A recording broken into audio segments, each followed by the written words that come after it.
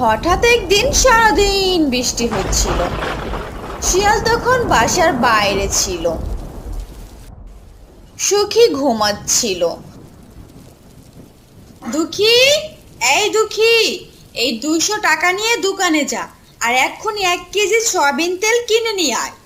মা মা, বাইরে তো খুব বৃষ্টি হচ্ছে, আমি কিভাবে যাব? তুই যদি না যাস তো আজ তোর কপালে ভাত জুটবে না, এই বলে দিলাম।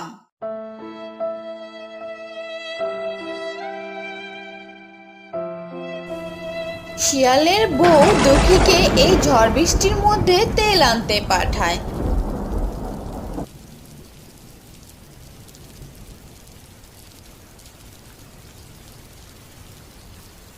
তেল নিয়ে ফেরার সময়